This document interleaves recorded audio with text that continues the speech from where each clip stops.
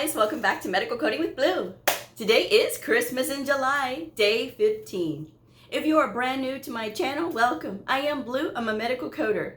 This year for Christmas in July, I am sharing stories about my freshman year as a medical coder, as well as some stories about myself that I want to share with you all. So, I hope you all enjoyed the series and let us begin. Okay, today's episode I'm going to be talking about road trip drama with medical coders.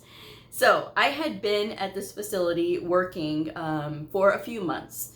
This was about late fall-ish time. So it was about late September or early October. I can't really remember anymore, but I know it was around this time, right?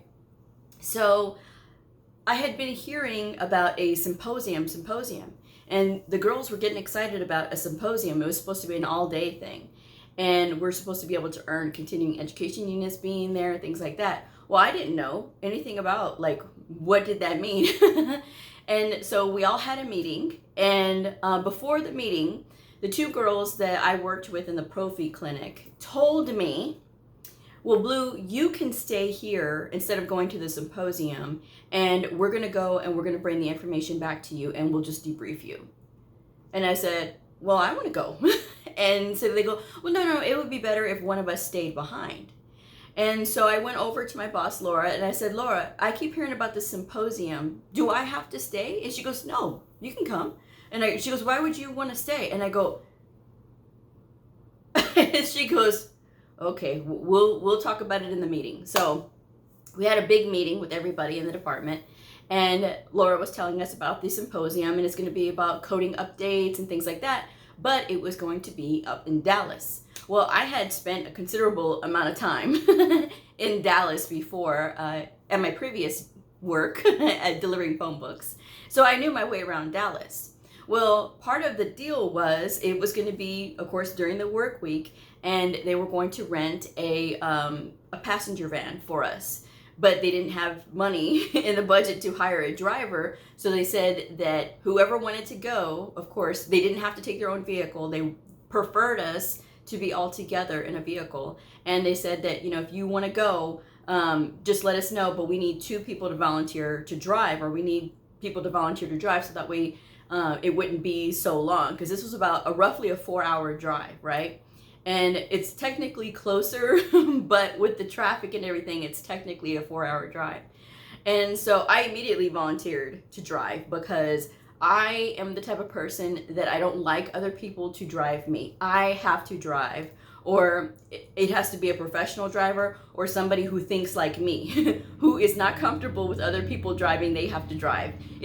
It's weird, but I'll have to go into another episode about why that is. But for me, I was happy to drive because, I mean, I didn't have a problem driving. But I was happy because I get to go, one, on a trip, and that's always a good time for me. I never get stressed out with that. But 2, I was going back to Dallas, so to me that was fun, you know. And the third thing that made me happy was that I get to go too. And so these 2 mean girls that I worked with in the Prophy clinic were trying to keep me from going. No, you're not going to keep me from going, my darling. I'm going to go anyway. So they weren't happy when Laura came up to them later and said, well, Blue's going. You all 3 are going, because I'm not letting one of you all stay here. And so they managed to convince Laura to let them drive together in a car. And so she said, fine, you guys can go in a car then. She goes, everybody else, I would really prefer y'all to be in this passenger van. So we were like, okay, fine. So it was me and another girl that were going to be the drivers. The other girl wanted to drive first. She's like, I really don't want to have to drive back after being out all day. She goes, so if you don't mind, I would rather drive first. And I'm like, yeah, that's fine. Because we were leaving at 4 o'clock in the morning to go to this symposium, right? So we all had to rally up at 4 o'clock.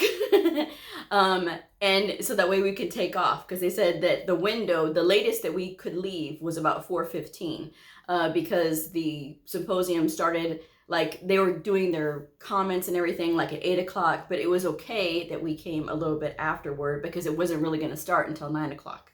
And so they were just going to do like town hall stuff. So they said it was okay if we missed that part. So we all met up the day of the symposium, and the other two girls that I worked with, they had left the night before, and they did like a slumber party and stuff like that up there, leaving me out, but that's okay. I mean, it's not like I wanted to be up there with them anyway. But anyway, as we all get into this rally point, right? Everybody showed up. Everybody was there. There was people that were coming in like 3:45, right? Just ready to be there, and everybody's excited, and it's like a road trip, and they were like, this is like a road trip. And so there was like 13 of us in this 15 passenger cargo van, right? Or 15 passenger van. And so it's about 13 of us that went in this van. And so, but there was only 12 of us at the time, right? And so it was getting to about to be 4:10 in the morning, and we're all kind of waiting on one person. And so the morning driver was like, I'm going to leave. If she's not here in 5 more minutes, we're going, right? And so I was going to say going and leaving at the same time. But anyway, so 4:15 arrived. Okay, we've got to go.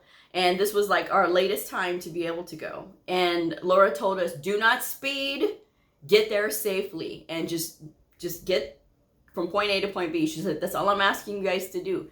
And so we're like, okay, no problem. So we were waiting. 4:15 was there, and so we were like, okay, fine, she's not coming. So the driver started up the van and was pulling out, and lo and behold, here comes the 13th girl, right? And she's like, no, wait. She was literally parking her car and running after the van. And they were like, stop, she's here. And so like we all stopped and we let her get in and stuff like that. So then we were off, right? But keep in mind, this is 4:15 in the morning, and it is pitch black out, right? And not only that, it was starting to rain. So we were like, oh, but she was okay with driving. She was just like, I would rather drive because I can drive in the rain. And I'm like, that's fine. So as we make it up to Dallas, we had stopped a couple of times, right? Because the girls needed to get out, or they wanted to get some coffee. So we had to stop, and we stopped at like the gas station.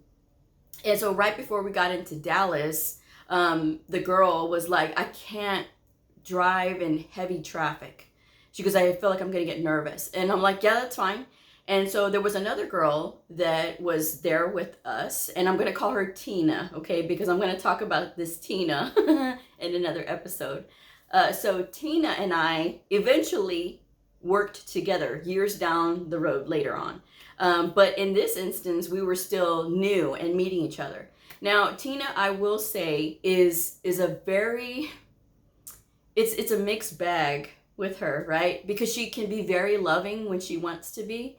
And she showed me a lot of kindness when I first got there.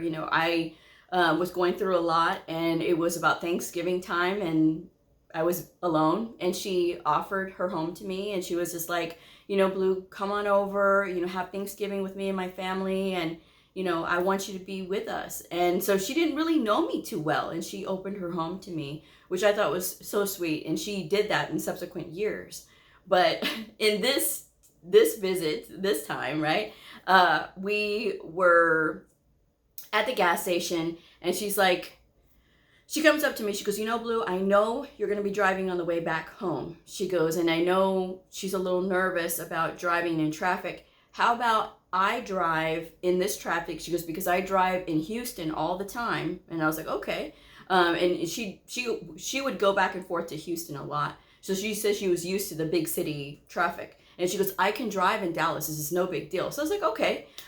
She goes, but she goes, I need you to navigate. She goes, because you're the one who's been here to Dallas. And I was like, oh yeah, I can do that because I know the loops, and I know what connects to what, and I know how to get through the the cities. Now keep in mind, this was over 10 years ago, so we did not have smartphones. None of us had a smartphone. Everybody had like the flip phones, or cell phones were relatively not as smart back then, right? So they didn't have all the fancy stuff. So we were using a map book.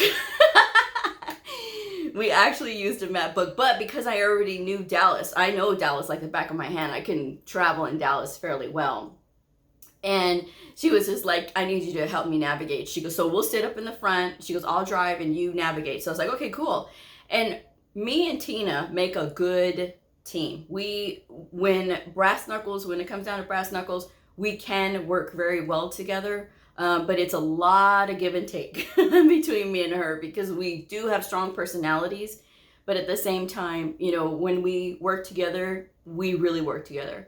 So we get going in the van, right? And all the girls are back there laughing and going on. And Tina goes, girls, shh.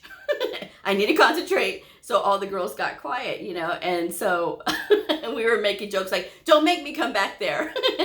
So we get into the heart of Dallas, and I start telling her where to go, because they were like, oh, we're going to get lost. I'm like, no, I got this. Trust me, I got this. So I was directing her where to go, and I said, okay, get on this one, turn off here, get on this loop, and we made it with time to spare. And so Laura immediately comes and finds us, and she's like, well, I'm glad y'all made it on time. And so she goes, why are you driving, Tina? And she goes, well, the other girl was having an issue with driving in heavy traffic. She goes, but she drove all the way through the rain and everything on the way up, so this was okay, And so Laura was like, all right. So we were there the whole day learning, and they gave us lunch and everything, so it was really nice. And then it came time to leave. So I remember Laura coming up to me and she goes, Blue, I'm trusting you. I said, okay. And then she goes, I don't want y'all stopping anywhere. And then they were like, but Laura, we're hungry. Can we at least stop at like a restaurant or something? And so she looked at us, and then she goes, okay. They go, okay, then good. Can we stop at the outlet mall? She goes, no, you all are gonna stop and have dinner, and that's it. You get back on the road, you go get some gas before you turn in the van, and you fill it up, and then that's it. Then y'all are done. And so we're like, okay, So we, as we were leaving Dallas, I was asking the girls, does anybody need to stop before we get out of the heart of Dallas? Because we were going to stop at Cracker Barrel, because everybody voted on Cracker Barrel, because everything that I was suggesting that I knew was along the way, they were like, no. And I was like, okay, fine, whatever. And I was like, well, what about Cracker Barrel? And everybody's like, yeah, we can do that. Except for one lady, she complained, but when we were there, she was having a good time. So, I guess it was just, she wanted to complain. But anyway, we get out of Dallas, right? But I did ask if anybody needed to stop. And the lady that was complaining already, she was like, why you gotta ask if we gotta stop? And I said, okay, there's of course bathroom breaks, if anybody needs to get a snack because they can't wait for us to get out of Dallas so we can go have dinner. It's up to you. So I said, I'm just trying to be hospitable. And they, oh, okay. Drama. So anyway, we get out of Dallas. We get to Cracker Barrel. We make it safely to Cracker Barrel. And so we all sit there and we are all enjoying each other. And it was fun. I mean, we actually got to connect and get to know each other. And it was a nice little group of us, And this was the most time that we had all spent together. We had spent time together during work time, but of course everybody goes back to their desk. And this was the first time that we were all together, So we were telling jokes and things like that, and talking a little bit about ourselves and stuff, and it was just really nice. So everybody was like, thank you, and Tina for getting us into Dallas, and for you, Blue, getting us out of Dallas. And I said, well, it's what I do. So we made it back. Needless to say, it was about almost 9 o'clock by the time it was all said and done, that we had gotten gas, and that we made it back to the rally point, so that way we can all just go home. So about 9 o'clock, but it was a full day of being out there. But we learned a lot, and it was really nice. It was a good bonding experience, right? And everybody was like, wow, we should do this all but not have to do a class. We should rent a cabin or something like that on the lake for the weekend, and we can all pitch in and do something like that. And so that would be fun. That's something that's good. It's a good bonding experience, team building, And then of course I had to think about my two besties.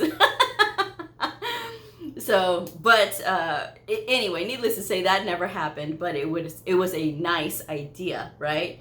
But anyway, yeah, that was one of the more cooler times in the beginning, was having that little road trip. But there's nothing like a road trip, especially when, you know, you get to know people. And so, you know.